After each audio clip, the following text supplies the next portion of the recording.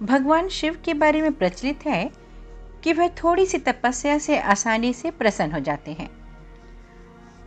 किसी ने बड़ा वरदान पाने के लिए उनकी कठिन तपस्या भी की है। लंकाधिपति रावण ने भी अमृतत्व का वरदान पाने के लिए भगवान शिव को अपने 10 सिर चढ़ा दिए थे। भगवान से जुड़ी ऐसी ही एक और कहानी है जिसमें एक राक्षस ने शिव जी की घोर तपस्या करके उन्हें प्रसन्न किया था। हालांकि वरदान देकर भगवान शिव खुद ही मुसीबत में फंस गए थे और बाद में भगवान विष्णु ने उन्हें इस मुसीबत से छुटकारा दिलाया था। एक बार महर्षि नारद धरती पर घूम रहे थे। रास्ते में उन्हें वृकासुर नाम का राक्षस मिला। नारद मुनि को देखते ही उसने कहा कि मैं आपसे कुछ सलाह लेना चाहता हूँ। आप मुझे बताइए कि ब्रह्मा, विष्णु और महेश में कौन देवता जल्द प्रसन्न हो जाते हैं।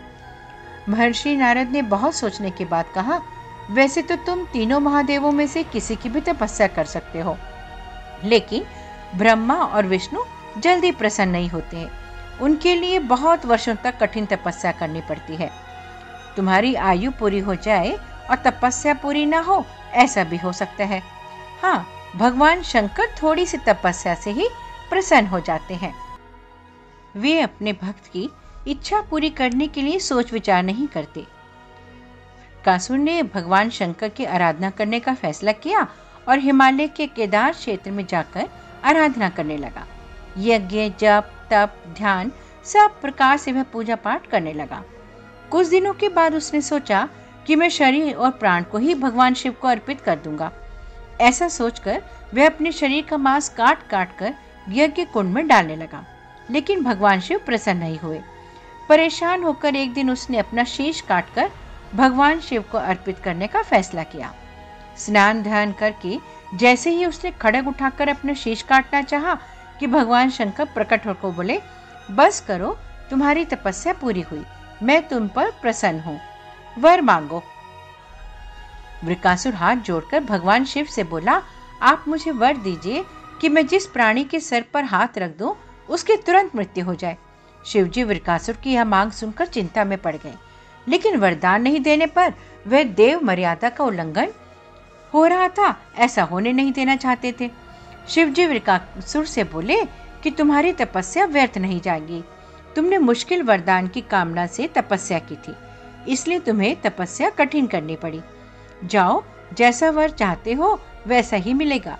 वरदान पाते ही वृकासुर की आसुरी वृत्ति जाग गई। उसने कहा कि प्रभु, आपको यह वरदान सत्य है या नहीं, इसकी परीक्षा लेना चाहता हूँ, इसलिए पहले आपके सर पर ही हाथ रखकर देखता हूँ कि इस वर में कितनी सत्यता है। भगवान शंकर ने सोचा कि यह राक्षस कुछ नहीं सुनेगा। जब वृकासुर शिवजी के सर पर हाथ रखने के लिए आगे बढ़ा तो वे वहां से भागने लगे। इस पर वृकासुर का क्रोध बढ़ गया और वह पीछा करते हुए चिल्लाया कि महर्षि नारद की तरह आपने भी मुझे छल किया है। वरदान की परीक्षा से डरकर क्यों भाग रहे हैं?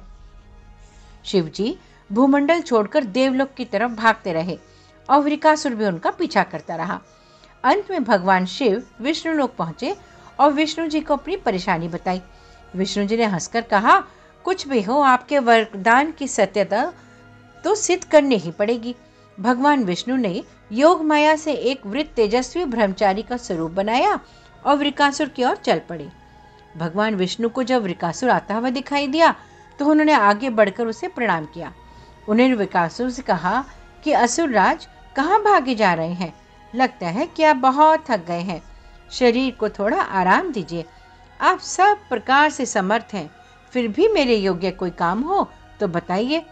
अक्सर लोग अपने मित्र और सहायकों से ही अपने काम पूरा करा लेते हैं। एक तेजस्वी ब्रह्मचारी की बातें सुनकर वृकासुर ने शिवजी के वरदान और उसकी परीक्षा की बात बताई। इस पर ब्रह्मचारी हंसा और कहा कि तुम किसके वरदान की परीक्षा लेना चाहते हो? शिवजी का तो अपना कोई घर है ही नहीं, वे तो खुद भूत प्रेतों के साथ घूमते रहते हैं। वह भला किसी को क्या वर देंगे? वर देने वाले तो ब्रह्मा और विष्णु ही है। विष्णु जी ने वृकासुर से कहा कि तुम्हें वरदान ही होना था तो ब्रह्मा या विष्णु की आराधना करनी चाहिए थी। शिवजी के पीछे क्यों बेकार दौड़ रहे हो? वरदान देने वाला तो खुद इतना शक्तिशाली होता है कि उसके वरदान का असर खुद उस पर नहीं हो सकता है। उन्होंने तो तुम्हें झूठ मूठ का वरदान दे दिया है। तुम्हारी तपस्या तो बेकार चली गई। ब्रह्मचारी की बात सुनकर वृकासुर बहुत निराश हो गया। उसका मनोबल टूट गया। वह कहने लगा कि मुझे तो देवर्षि नारद ने शिव की आराधना करने को कहा था। ब्रह्मचारी ने कहा कि तुमने नारद मुनि की बात पर भरोसा कर लिया। वह तो ऐसे घुमक्कड़ साधु हैं, सभी को उल्टी सलाह देते रहते हैं।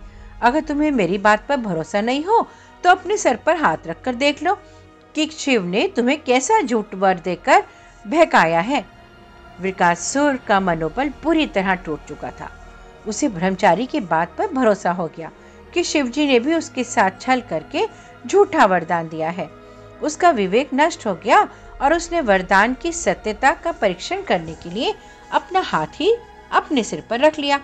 सिर पर हाथ रखते ही भयंकर आग सी प्रकट हुई और वृकासुर उसमें भस्म हो गया। भगवान शिव, विष्णु जी और वृकासुर की इस कहानी में जीवन का अहम सार छुपा है। यह कहानी हमें सीख देती है कि बिना सोचे विचारे किसी को कुछ देना और पाने वाले का कृतज्ञ होकर दाता को ही संकट में डालने का ऐसा ही नतीजा होता है। कृतज्ञता के उन्माद में बुद्धि विवेक नष्ट हो जाते हैं और उपलब्धि ही विनाश का कारण बनती है।